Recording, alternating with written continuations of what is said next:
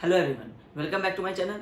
हम लोग last class में पढ़ रहे थे लिमिट स्टेट मेथड में analysis of singly reinforce section, जिसको हम लोग स्टार्ट किए थे और उसमें हम लोग limiting depth of neutral axis last class में निकाल लिए थे। अब उसके आगे हम लोगों का अब एनालिसिस पोर्शन, जिसमें हम लोगों को actual depth of neutral axis निकालना है, दूसरा की मोमेंट ऑफ रेजिस्टेंस निकालना है और एरिया ऑफ स्टील रेनफोर्समेंट निकालना है। अब मोमेंट ऑफ रेजिस्टेंस और एरिया ऑफ स्टील रेनफोर्समेंट कैसे क्या निकालते हैं वो हम लोग एनालिसिस करेंगे तो उसमें समझेंगे। अभी सबसे पहला हम लोगों का कंसर्न होगा कि हम लोग अपना actual depth of neutral axis निकालें, क्योंकि actual depth of neutral axis नहीं पता चलेगा तो उसके बाद का स्टेप होता है मोमेंट ऑफ रेजिस्टेंस और एरिया ऑफ स्टील। ठीक है, तो हम लोगों को अब इस सिंगली रेनफोर्स सेक्शन को एनालाइज करना है। तो एनालाइज करने के लिए जो हम लोग अब तक ये चीज समझ चुके हैं कि ये आपका सेक्शन है, ये आपका स्ट्रेन डायग्राम है, ये आपका स्ट्रेस डायग्राम है। जिसमें से जब स्ट्रेन डायग्राम की बात करते हैं तो एजम्पशन से हम लोग समझे थे कि जो हम लोगों का टॉप मोस्ट फाइबर होगा उसमें 0.0035 आपका स्ट्रेन होगा मैक्सिमम कंक्रीट में, और स्टील की जब हम लोग बात करेंगे तो स्टील के जोन में, बॉटम के जोन तक नहीं, स्टील के जोन तक अगर बात करेंगे तो 0.87 FyES प्लस 0.002 ये आपका वैल्यू आएगा। कैसे आया था ये हम लोग स्ट्रेस स्ट्रेन डायग्राम से समझ गए थे। इसके बाद स्ट्रेस में आते हैं। स्ट्रेस में हम लोग देखे थे कि आपका ये कंक्रीट का स्ट्रेस स्ट्रेन डायग्राम है, जिसमें हम लोगों को पता था कि ये स्ट्रेस का वैल्यू 0.446 FCK होता है और स्टील का हम लोगों को Fy डिवाइड बाय 1.15, तो इसका मतलब है कि वो 0.87 Fy होता है। ये आपको टेंशन इसी लाइन पे ही आपको एक्ट करेगा। और ये जो आपका कंक्रीट वाला जोन है, जो कंप्रेशन जोन में है कंक्रीट है, इसका जो आपका ये स्ट्रेस का वैल्यू है, इसका जो टोटल एक स्ट्रेस आएगा वो किसी एक पॉइंट पे इसमें लाई करेगा। अभी हम लोग वो सारी चीजों को निकालेंगे। ठीक है, अब सबसे पहले ये आपका जो लाइन था जिसमें आपका जो स्ट्रेसेस है वो आपका जीरो होता है, तो इसको हम लोग कहते हैं न्यूट्रल एक्सिस। ठीक है, अब न्यूट्रल एक्सिस का जो हम लोगों को हाइट टॉप मोस्ट हम लोग लेते हैं वो हम लोग XU लेते हैं। जब हम लोग actual depth of neutral axis की बात करें तो हम लोग उसको XU से डिनोट करेंगे। जब हम लोग लिमिटिंग की बात करेंगे तब हम लोग इसमें यहाँ बॉटम में LIM लिख देंगे तो वो XU लिमिट हो जाएगा। ठीक है, अभी हम लोग XU लिमिट निकाल चुके हैं, अब हम लोग एक्चुअल XU निकालने की बात कर रहे हैं, तो अब हम लोग XU की बात करेंगे। ठीक है, तो यहाँ हम लोग हेडिंग दे देंगे actual depth of neutral axis. Actual depth of neutral axis last वाले क्लास में हेडिंग दिए थे आप कि आपका limiting depth of neutral axis. तो जब actual depth of neutral axis की बात करेंगे तो कॉमा देकर के यहाँ लिखेंगे XU। अब हम लोग XU की बात करने जा रहे हैं। ठीक है, तो जब ये XU होगा तो ये लास्ट क्लास की तरह ही ये D माइनस XU हो जाएगा। ठीक है, अब आप एक चीज समझिए, ये आपका जीरो है, ये आपका 0.0035 है और ये लीनियरली वेरी कर रहा है, तो और यहाँ पे वैल्यू आपका 0.002 है। तो अगर हम इसको 0.0005 के अगर 7 पार्ट्स में अगर हम इसको डिवाइड कर दें, या एक तरह से ये समझिए कि ये आपका 35 है, ये आपका 20 है और यहाँ आपका 0 है, तो अगर आप इसको 7 पार्ट्स में डिवाइड करेंगे और 7 पार्ट्स अगर आपका 5 से अगर आप डिवाइड करेंगे तो आपका ये 5 फिर 10 फिर 15 फिर 20 फिर 25 फिर 30 और फिर 35, इस तरह से आपका 7 पार्ट्स में ये डिवाइड हो जाएगा। तो आप कह सकते हैं कि ये जो 0.002 वाला जो वैल्यू है ये आपका 7 में से फोर्थ हिस्सा है, मतलब टोटल 7 में से ये आपका फोर्थ पार्ट है, और ये जो आपका रिमेनिंग है ये आपका 3/7 पार्ट है इस टोटल 7 में से, क्योंकि आपका 5 4 20 होता है, 5 7 35 होता है, तो रिमेनिंग आपका यहाँ पे 3 रह गया। तो इस टोटल 7 पार्ट्स को हम लोग दो इसमें डिवाइड कर सकते हैं। जो 0 से 0.002 तक का जो वैल्यू है ये आपका फोर्थ पार्ट है 7 का, और ये आपका रिमेनिंग जो है ये आपका थर्ड पार्ट है। तो इसको आप इस तरह से लिख सकते हैं कि ये XU है टोटल हाइट, ये 0.0035 से 0 तक ये हाइट XU है। तो आप इसको इस तरह से लिख सकते हैं कि ये आपका 4/7 ऑफ XU है और ऊपर वाला ये आपका 3/7 ऑफ XU है, ये हम लोग लिख सकते हैं। ठीक है, अब ये आपको पता चल गया ये वाला हाइट टॉप के हिसाब से, और ये आ जाएगा बिल्कुल सेक्शन तक। इसको भी यहाँ से इस तरह से आप लाइन ड्रॉ कर देंगे। ठीक है, अब हम लोगों का न्यूट्रल एक्सिस क्या होता है, यहाँ पे फोर्सेस जीरो होते हैं। जीरो होने का मतलब क्या है कि ये इस जगह पे प्लेस्ड होगा जिसमें आपको C इजिकल टू T हो जाएगा, मतलब कॉम्प्रेशन जोन में जितना भी इफेक्ट आ रहा है वो आपके टेंशन जोन में जितना भी इफेक्ट आएगा उसके बराबर होगा। तो सबसे पहला हम लोगों का कॉन्सेप्ट आ जाता है C इजिकल टू T। ठीक है, इस टोटल को हम लोग मानते हैं कॉम्प्रेसिव जोन, इस टोटल को मानते हैं हम लोग टेंसाइल जोन। ठीक है, अब जब टेंसाइल जोन की बात करेंगे तो इस वाले डायग्राम को हम लोगों को कुछ इस तरह से इमेजिन करना है।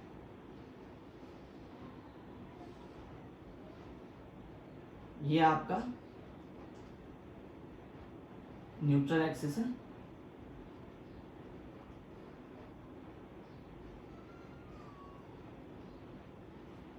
ये हम लोगों को इस तरह से एज्यूम करना है कि ये पूरा आपका सॉलिड है, कंक्रीट है। अब न्यूट्रल एक्सिस के नीचे एजम्पशंस हम लोगों को बताता था लिमिट स्टेट का कि न्यूट्रल एक्सिस के नीचे जब जहाँ से टेंसाइल जोन आ जाएगा वहां हम लोग कंक्रीट को इग्नोर कर देंगे। तो मतलब हमारे पास सिर्फ क्या रहेगा, यहाँ पे स्टील रहेगा। तो हम लोग इस लाइन को चाहे तो इस तरह से हटा सकते हैं। तो हम लोगों को वो कह रहा है कि आप इस तरह से एनालाइज कीजिए इसको कि ऊपर का कंक्रीट काम आएगा, नीचे का स्टील काम आएगा, यही एजम्पशन कहता था। तो हम लोग को क्या करना है कि जब हम लोग ऊपर के कॉम्प्रेशन जोन की बात कर रहे हैं तो हम लोग सिर्फ कंक्रीट की बात कर रहे हैं। कंक्रीट का स्ट्रेस डायग्राम ये वाला है। इसमें आप देखेंगे कि ये वाला पोर्शन रेक्टेंगुलर है और इसके नीचे वाला पोर्शन जो है ये आपका पैराबोलिक है। तो इसको आपको करना पड़ेगा सॉल्व अभी, क्योंकि आपने इसमें दो तरह के आपके ज्योमेट्रिकल शेप आ रहा है, एक पैराबोलिक एक रेक्टेंगुलर। तो इसका इफेक्टिवली आपका कहाँ पे इसका स्ट्रेस इफेक्टिव लगेगा वो आपको अभी निकालना पड़ेगा। और जब हम लोग टेंसाइल जोन की बात करेंगे तो इसमें तो कोई कंक्रीट है ही नहीं, तो इसमें आपको यही वाला एक लाइन है, इसी में आपको ये फोर्स लग रहा है। तो ये आपको जहां पे लग रहा है, ये जो आपका लाइन है रेनफोर्समेंट का, ये इसी वाले लाइन पे लग रहा है। तो इसका मतलब है कि टेंसाइल जोन में हम लोगों को कुछ भी कैलकुलेट करने की जरूरत नहीं पड़ेगी, हम लोग एज इट इज वैल्यूज उसके पुट करेंगे। अब हम लोगों को कॉम्प्रेसिव जोन में निकालना पड़ेगा। तो कॉम्प्रेसिव जोन में हम लोगों के पास ये एक रेक्टेंगल है और ये एक हमारा पैराबोला है, ठीक है। तो जो रेक्टेंगल है, अगर हम लोग इसके एरिया की बात करें तो ये आपका एरिया विड्थ तो आपका यही रहेगा जो सेक्शन का विड्थ है आपका बी, और ये वाला जो हाइट है आपका, ये वाला हाइट हो जाएगा आपका 3/7 ऑफ XU, यहाँ जब भी हम लोग निकाल रहे थे, ठीक है। और ये वाले की अगर हम लोग बात करें तो जब हम लोग इस पे आएंगे तो ये वाला का हम लोग इग्नोर कर देते हैं, विड्थ तो आपका ये भी बी ही रहेगा और ये वाला हाइट हो जाएगा 4/7 ऑफ XU। तो मतलब जब हम एरिया की बात करेंगे तो इसका एरिया हो जाएगा b इंटू 3/7 ऑफ XU, और इसका एरिया की बात करेंगे तो ये हो जाएगा b इंटू 4/7 ऑफ XU, ठीक है, ये होगा। अब जब हम लोग P निकालना चाहेंगे अगर, तो क्योंकि P by A is equal to sigma होता है, तो सिग्मा इंटू A करेंगे तो ये हम लोगों को P निकल जाएगा। A हम लोगों को यहाँ से पता चल गया है। अब जब हम लोग इसमें सिग्मा कैलकुलेट करेंगे, मतलब पुट करेंगे कंक्रीट का, तो ये 0.446 FCK मल्टीप्लाइड बाई ये वाला वैल्यूज कर देंगे और दोनों को ऐड कर देंगे, तो हम लोगों का ये टोटल आपका ये निकल जाएगा इस शेप का। जैसे हम लोग नॉर्मल अपने मैथमेटिक्स में करते थे ना कि ये इस तरह से कोई शेप बना हुआ है, तो हम लोग इसको यहाँ से एक रेक्टेंगल बना देते थे, यहाँ से दूसरा रेक्टेंगल बना देते थे, दोनों को ऐड कर देते थे। तो उस तरह से आप लिख सकते हैं कि यहाँ पे नेक्स्ट स्टेप आपका हो जाएगा C is equal to C1 plus C2, मतलब आप इसको दो पार्ट में ब्रेक कर दीजिए, इसका नाम नेम दे दीजिए आप C1, इसका नाम दे दीजिए आप C2, ठीक है। अब C1 प्लस C2 करना है, तो C1 क्या है, तो C1 का अगर आप देखेंगे टोटल आपका जो कॉम्प्रेसिव फोर्स आएगा वो 0.446 FCK इंटू एरिया 1 आ जाएगा, तो ये आ जाएगा आपको 0.446 FCK और इंटू आपका ये हो जाएगा, या इंटू का यहाँ हम लोग सिर्फ ना डॉट ही लिख रहे हैं, जो 0.446 है इसके बाद ये आपका मल्टीप्लाइड है, multiplied by FCK multiplied by आपका ये हो गया सिग्मा का वैल्यू, एरिया हो गया B इंटू 3/7 ऑफ XU, ये हो गया आपका C1 का वैल्यू। इसमें अगर आप C2 का वैल्यू भी ऐड करें तो C2 भी क्या हो जाएगा 0.446 FCK B, ये हो जाएगा 4/7 XU, ठीक है। तो जब आप इस पूरे को सॉल्व करेंगे तो ये आपका C का जो वैल्यू आ जाएगा ये आ जाएगा 0.36 FCK B XU। सारे हम लोग इसको अगर टोटल को सॉल्व करके इस मल्टीप्लाई करेंगे इससे और फिर जब इन दोनों को ऐड करेंगे तो ये टोटल न्यूमेरिकल वैल्यू 0.36 आ जाएगा, और ये सारा बाकी FCK B और XU तो आपको एज इट इज रह जाएगा। तो ये हुआ आपका C का फॉर्मूला, मतलब टोटल अगर कंप्रेशन जोन में अगर आपको टोटल कंप्रेसिव फोर्स निकालना है कि कितना कंप्रेसिव फोर्स इस टोटल कंप्रेशन इस जोन में आ रहा है न्यूट्रल एक्सिस से ऊपर, तो ये आपको इस वाले फॉर्मूले से आएगा, ठीक है। अब इसमें आप देखेंगे कि इसमें हम लोग ये जो बॉटम का जो हम लोगों का स्टील है, तो क्योंकि हम लोग इस अब जोन में इसमें हम लोग स्टील कंक्रीट की बात कर नहीं रहे हैं, हम लोग सिर्फ बात कर रहे हैं स्टील की। तो ये जो टोटल रेनफोर्समेंट है, आप चाहे 3 प्रोवाइड करें चाहे आप 6 प्रोवाइड करें, तो जो भी आप प्रोवाइड करेंगे, तो अभी तो हम लोगों का वो कंसर्न नहीं है कि हम 3 दे रहे हैं 6 दे रहे हैं, अभी हम लोगों का कंसर्न है कि हम लोग total area of steel reinforcement कितना दे रहे हैं। अब ये AST है और एक और टर्म होता है ASC। अब ये AST और ASC क्या होता है कि जब भी आप किसी एक सेक्शन में जब आप टेंशन जोन में रेनफोर्समेंट देंगे तो उसको हम डिनोट करते हैं AST से। तो AST को कहते हैं area of steel in tension zone, या कई बार आप बुक में देखेंगे एरिया ऑफ टेंसाइल स्टील इसको लिखा जाता है। तो AST का मतलब ये है area of steel in tension zone, ठीक है। अब दूसरा टर्म है आपका ASC, इसका मतलब है area of steel in compression zone. तो अभी हम लोग कंप्रेशन जोन में स्टील दे नहीं रहे, वो तो हम लोग डबली रेनफोर्स में देंगे, सिंगली रेनफोर्स में तो सिर्फ आपका टेंशन जोन में स्टील रहेगा। तो इसमें जो आप अगर आप 5 बार प्रोवाइड करें या 6 बार प्रोवाइड करें तो आपको एरिया ऑफ स्टील कैसे निकालना है कि अगर आपको पता है कि 20 mm का डाया का आपका स्टील लग रहा है तो आप क्या करेंगे π/4 इंटू 20 स्क्वायर करेंगे तो आपको एक बार का एरिया मिल जाएगा, मल्टीप्लाइड बाय आप जितने नंबर ऑफ बार से नंबर ऑफ बार से उतने मल्टीप्लाई करेंगे तो आपको एरिया ऑफ स्टील रेनफोर्समेंट मिल जाएगा। तो ये टर्म आता है आपका AST। तो जब आप AST की बात कर रहे हैं तो जैसे आपका कंक्रीट में एरिया क्या था B इंटू 3/7 ऑफ XU, ये A1 था, अब B इंटू 4/7 ऑफ XU ये A2 था। उसी तरह जब आप इस जोन की बात कर रहे हैं टेंशन जोन की, तो इसमें तो कंक्रीट हट गया, कंक्रीट जीरो है। तो जब कंक्रीट जीरो तो कंक्रीट के अलावा इसमें क्या था, ये रेनफोर्समेंट था। इसका टोटल एरिया कितना है, ये AST आया हुआ है। जब ये टोटल एरिया यहाँ AST दिया ही हुआ है तो इसका मतलब है कि आपको निकालने की जरूरत ही नहीं पड़ेगी, या हो सकता है आपको अलग से क्वेश्चन में दे दे कि 20 mm के 6 बार से, तो आप एक का एरिया निकाल लीजिए, मल्टीप्लाई बाय 6 कर लीजिए, वो आपका टेंशन जोन का आपको एरिया मिल जाएगा। तो जब हम लोग टेंशन जोन की बात करेंगे तो टेंशन जोन में आपका स्ट्रेस कितना था 0.87 FY। अब हम लोग सिर्फ स्टील की ही बात करेंगे टेंशन जोन में, और ये स्ट्रेस हो गया सिग्मा, अब मल्टीप्लाइड बाय आपका क्या होगा, एरिया होगा। एरिया क्या है आपका AST होगा।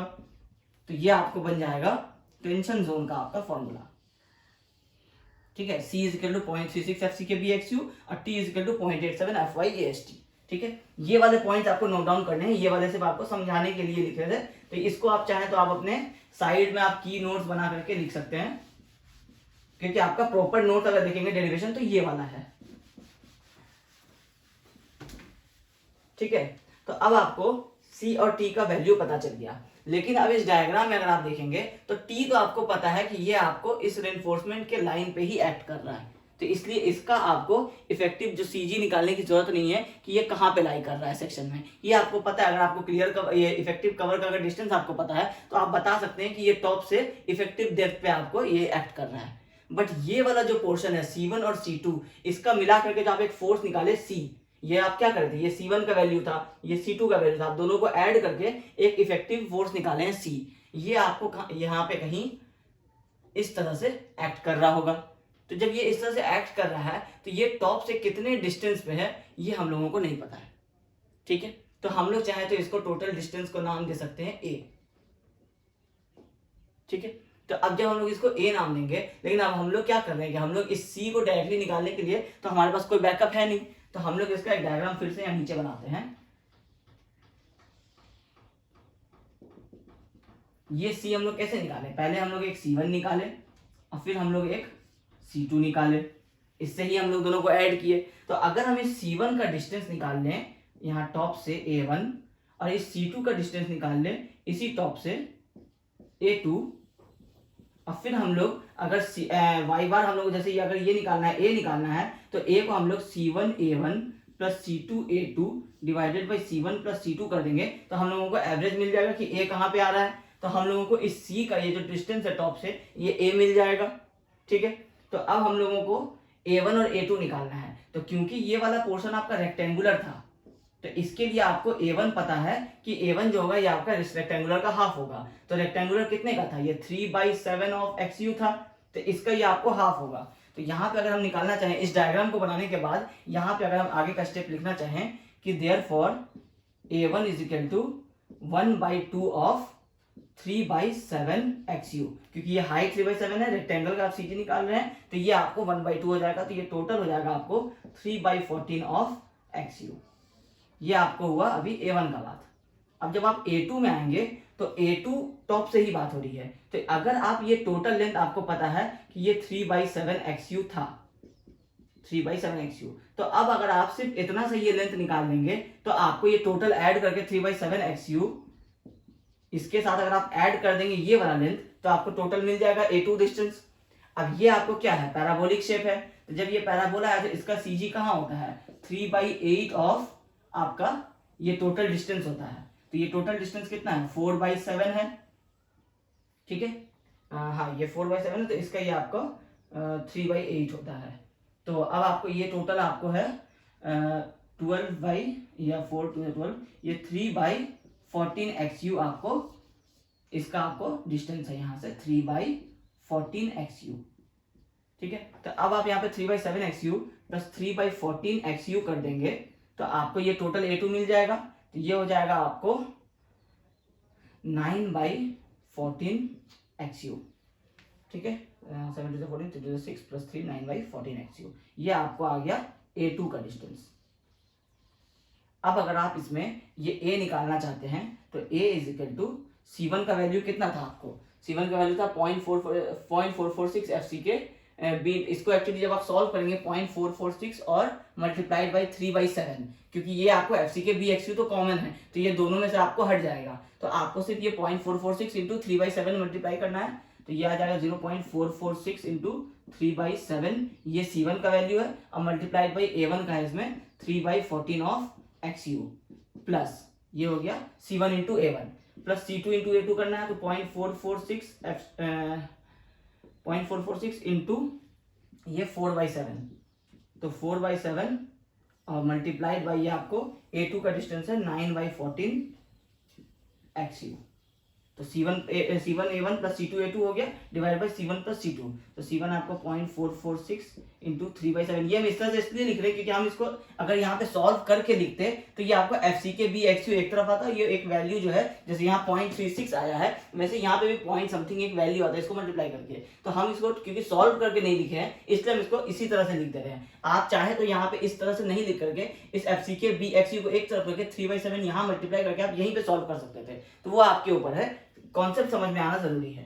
ठीक है, तो ये हो गया आपको C1 प्लस C2 हो गया आपको 0.446 इंटू 4/7।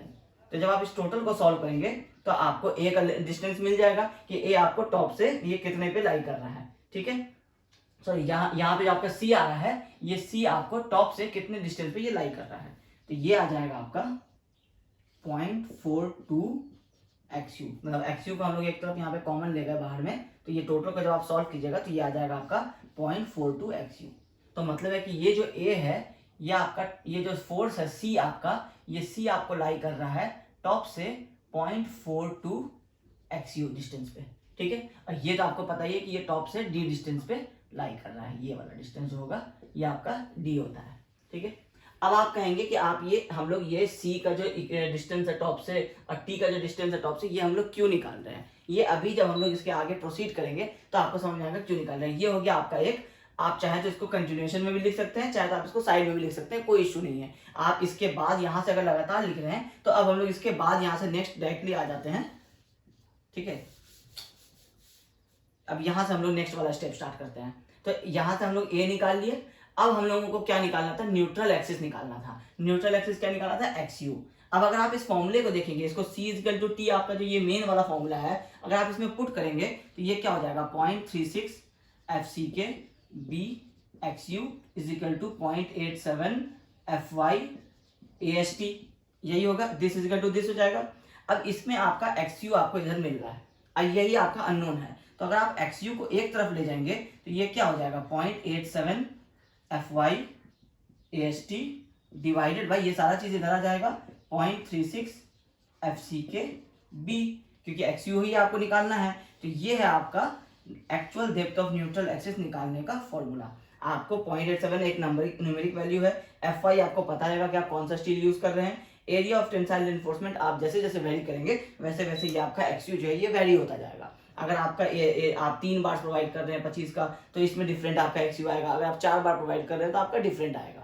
ठीक है, तो यह होगा आपका एक्चुअल। इसमें FCK भी आपको पता रहेगा कि आप ग्रेड ऑफ कंक्रीट क्या यूज कर रहे हैं, और B भी आपको पता रहता है कि आप साइज क्या यूज कर रहे हैं। तो ये आपका बनता है एक छोटा सा न्यूमेरिकल क्वेश्चन। अगर ये 4 मार्क्स के लायक नहीं आएगा तो ये आपको डायरेक्टली ऑब्जेक्टिव में भी आ सकता है कि find the actual depth of neutral axis for FE 250 FCK आपका 20 और आपको size of the beam is this. तो ये आपको प्रोवाइड कर देगा, तो उससे आपको actual depth of neutral axis इस फॉर्मूला से आपको निकालना पड़ता है। तो ये फॉर्मूला आपको या तो याद होना चाहिए, अदरवाइज ये आपको IS कोड में भी प्रोवाइडेड है। ठीक है, IS कोड में आपको क्लॉज नंबर साथ में आ जाएगा नीचे, उसमें आपको ये वाला फॉर्मूला जो है ये सॉल्व आपको नहीं किया हुआ है, उसमें आपको सिर्फ ये फॉर्मूला डायरेक्टली प्रोवाइडेड है। तो अगर आपको IS कोड अलाउड होता है तो आप ये फॉर्मूला वहां से देख करके आप अपना actual depth of neutral axis निकाल सकते हैं।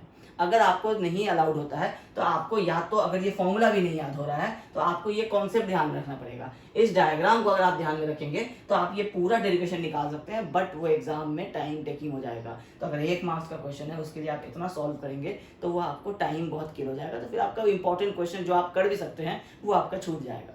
इसलिए 1 मार्क्स के क्वेश्चन में ये सजेस्टेड नहीं होता है, उसके लिए होता है कि आप इस फॉर्मूला को डायरेक्टली याद रख लीजिए। बहुत ज़्यादा डिफिकल्ट नहीं है, सी और टी का भी वैल्यू अगर आप याद रख लेंगे तो आप इक्वल करने के बाद इसको आप सॉल्व कर सकते हैं।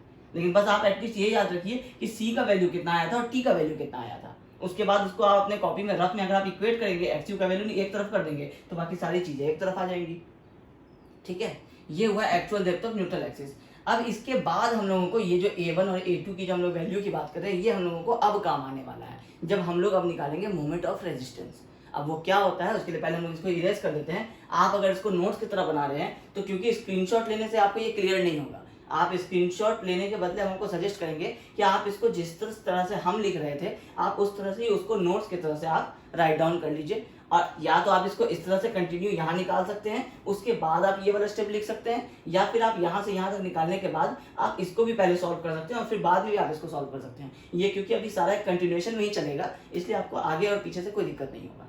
ठीक है, तो ये है आपका actual depth of neutral axis निकालने का यहाँ तक का आपका फॉर्मूला। अब हम लोग निकालते हैं मोमेंट ऑफ रेजिस्टेंस। उससे पहले समझेंगे कि मोमेंट ऑफ रेजिस्टेंस क्या होता है। अब मोमेंट ऑफ रेजिस्टेंस क्या होता है, तो मोमेंट ऑफ रेजिस्टेंस अगर आप इस नाम को समझेंगे तो इसमें आपका एक मोमेंट है और एक आपका रेजिस्टेंस है।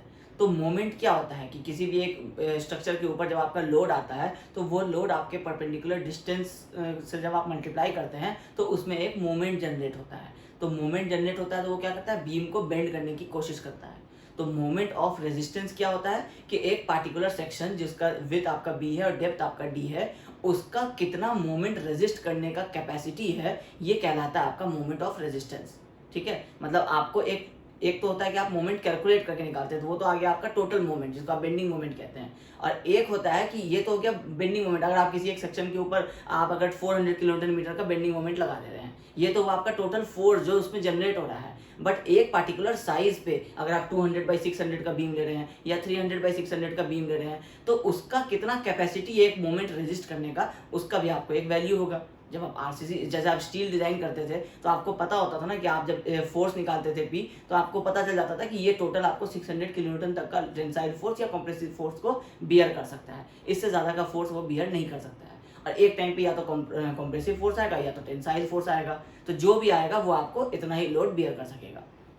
सेम उसी तरह आरसीसी में भी होता है। जब आप एक कंक्रीट का सेक्शन बना रहे हैं, अगर रेक्टेंगुलर की बात कर रहे हैं अभी हम लोग, तो जब आप रेक्टेंगुलर सेक्शन बना रहे हैं तो उसका भी एक अपना एक कैपेसिटी होगा। अब वो कैपेसिटी हम लोग कैसे निकालेंगे, आप मैकेनिक्स में पढ़ते होंगे फर्स्ट ईयर में कि आपका ये एक बीम है, इसमें आपका एक इस तरह से लोड पड़ रहा है और एक इस तरह से लोड पड़ रहा है, तो ये आपका कपल फॉर्म करता है। तो जब वो एक कपल बनता है तो इसमें आपका जो ये डिस्टेंस होता है इसको हम लोग कहते हैं लीवर आर्म। ठीक है, दोनों फोर्स के बीच में ये आपका P है, ये भी आपका P है, तो दोनों के बीच का जो डिस्टेंस होता है ये कहलाता है लीवर आर्म। तो अगर आपको कहा जाता है कि मोमेंट निकालिए ऐसे सेक्शन का, तो आप क्या करते हैं कि दोनों फोर्स को P को तो नहीं लेते हैं, वहां आपको मोमेंट का फॉर्मूला याद होगा कि P × Z होता है। मतलब ये जो टोटल फोर्स है ये भी P है ये भी P है, तो किसी भी फोर्स से जो परपेंडिकुलर डिस्टेंस दूसरे वाले फोर्स तक का है तो ये आपको कहलाता है मोमेंट, ये आपको सॉरी ये डिस्टेंस कहलाता है लीवर आर्म। तो जब आप इसको P से मल्टीप्लाई कर देते हैं तो क्योंकि मोमेंट का फॉर्मूला क्या होता है, लोड × परपेंडिकुलर डिस्टेंस, तो ये आपको बन जाता है मोमेंट।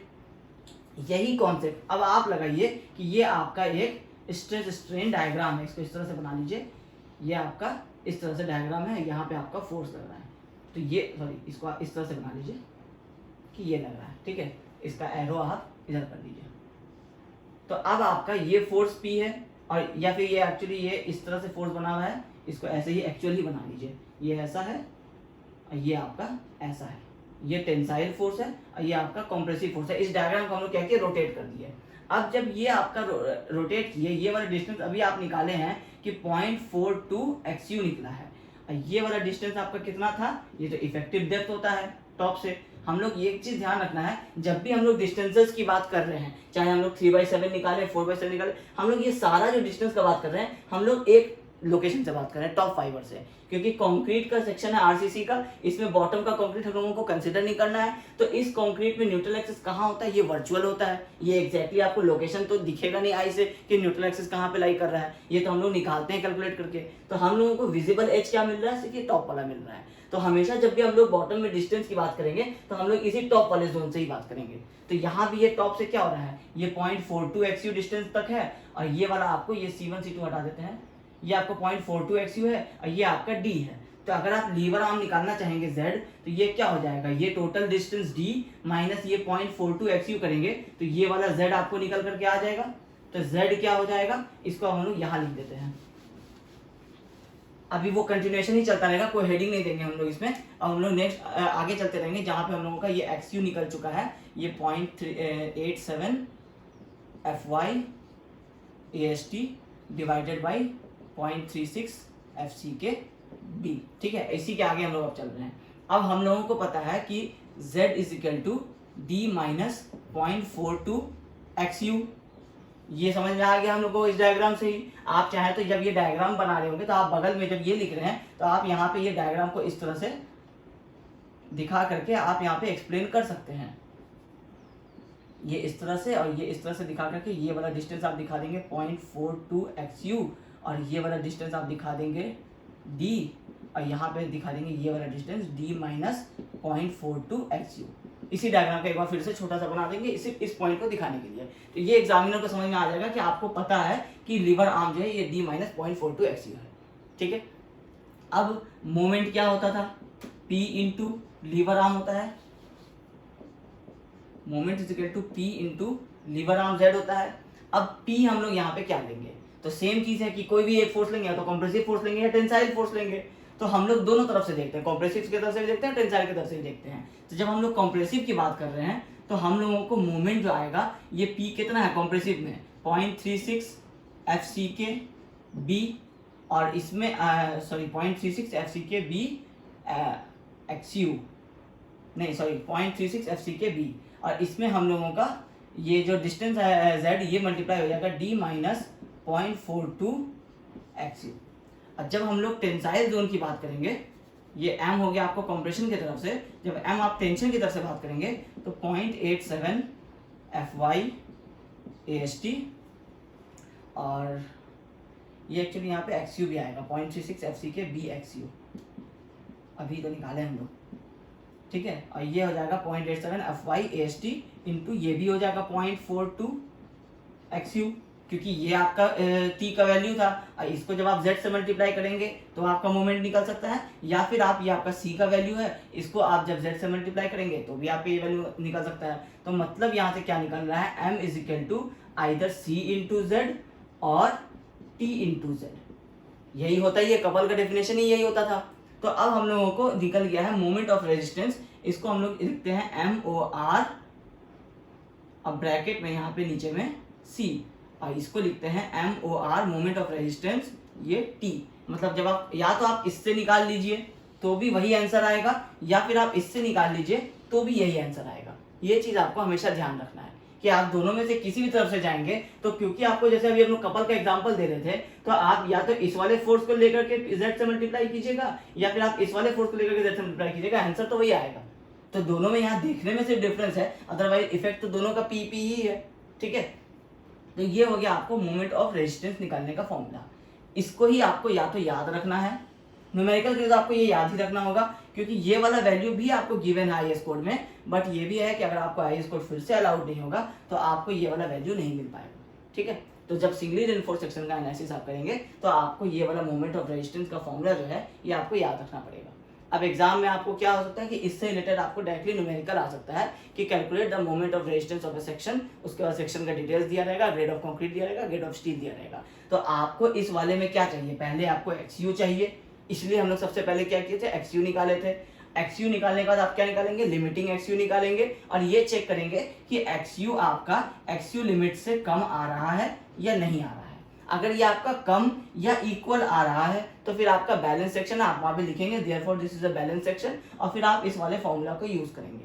अगर आपका XU greater than XU limit आ रहा है, इसका मतलब है कि ये आपका ओवर रेनफोर्स हो रहा है और आपको डिजाइन करना है अंडर रेनफोर्स या फिर बैलेंस सेक्शन, तो आप क्या करेंगे कि आप लिखेंगे कि ये आपको सेटिस्फाई नहीं कर रहा है क्योंकि XU greater than XU limit आ रहा है, तो आप क्या करेंगे कि देयरफॉर हम लोग डिजाइन करेंगे XU equal to XU limit तक, क्योंकि हम लोग कहते हैं कि यहाँ आपका ये एक लाइन है और इस वाले लाइन से ही आपका इधर जो है ये अंडर रेनफोर्स है और इधर जो है ये आपका ओवर रेनफोर्स है। अब आपका यहाँ से यहाँ तक का वैल्यू आ रहा है तो आपको कहा गया है कि इस वाले लाइन तक ही रिस्ट्रिक्ट होना है, तो आप इतने से वाले लाइन के लिए डिजाइन नहीं करेंगे। अगर आपका XU जो है वो आपका 190 आ रहा है और XU लिमिट आपका 170 ही है, इसका मतलब है कि आप 190 के लिए नहीं डिजाइन करेंगे, तो आप यहाँ पे लिखेंगे कि since XU is greater than XU limit therefore we will design for XU is equal to XU limit, मतलब हम लोग इस वैल्यू तक ही डिजाइन करेंगे। तो वहां पे फिर आप लिखेंगे therefore XU is equal to 170 mm और फिर उसके आगे आप मोमेंट ऑफ रेजिस्टेंस किसी भी एक फॉर्मूला का यूज करके निकालेंगे।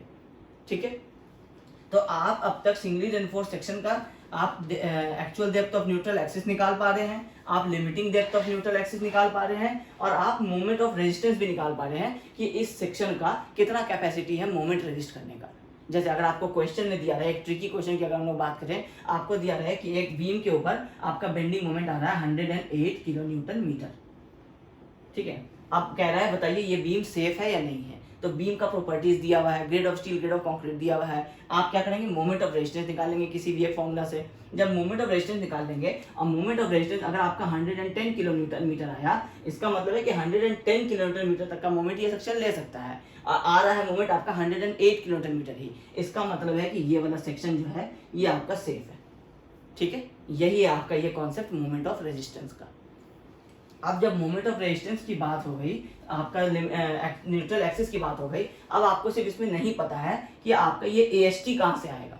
या तो आपको क्वेश्चन में गिवन है, लेकिन अगर आपको कहा जाए कि आपको मोमेंट रेजिस्टेंस कैपेसिटी भी आपको दिया गया है या और दूसरा इंफॉर्मेशन दे दिया गया है, आपको XU दे दिया गया है, अब आपको निकालना है कि आपका एरिया ऑफ टेंसाइल रिइंफोर्समेंट कितना होगा, तो आपको इसके लिए अलग से कोई फॉर्मूला नहीं जानना है। गिवन फॉर्मूलाज में से ही आप देखेंगे तो आपको कहीं कहीं पे AST दिख रहा होगा, जहां पे AST दिख रहा है उसको आप एक तरफ सेट कर दीजिए, आपका AST का फॉर्मूला निकल जाएगा। जैसे इस वाले में आपका AST नहीं है तो क्योंकि आपका कंप्रेशन जोन का ये फॉर्मूला है, तो कंप्रेशन जोन के फॉर्मूला में तो स्टील का कोई काम ही नहीं था, आपका काम था आपका टेंशन जोन वाले फॉर्मूला में। इस वाले में आपको moment of resistance for example अगर बता दिया जाए तो इसका मतलब है AST अननोन है, क्योंकि D आपको पता है, XU आप निकाल लेते हैं। और अगर आपको जब मोमेंट ऑफ रेजिस्टेंस निकालना होता था तो इसका मतलब है कि AST आपको पता होना होगा। अननोन्स कितने हैं इसमें, FY, AST, D, XU। XU आप निकालेंगे, D आपको गिवन रहेगा, FY गिवन रहेगा, और अगर AST गिवन है तो मतलब मोमेंट ऑफ रेजिस्टेंस निकालना है। अगर मोमेंट ऑफ रेजिस्टेंस गिवन है इसका मतलब आपको AST निकालना है। तो जब AST निकालना होगा तो AST का फॉर्मूला क्या हो जाएगा, moment of resistance divided by tension का divided by 0.87 FY D minus 0.42 XU। सारी चीजों को एक तरफ ले आएंगे, AST को इधर ही रहने देंगे, तो ये हो जाएगा आपका AST का एक फॉर्मूला।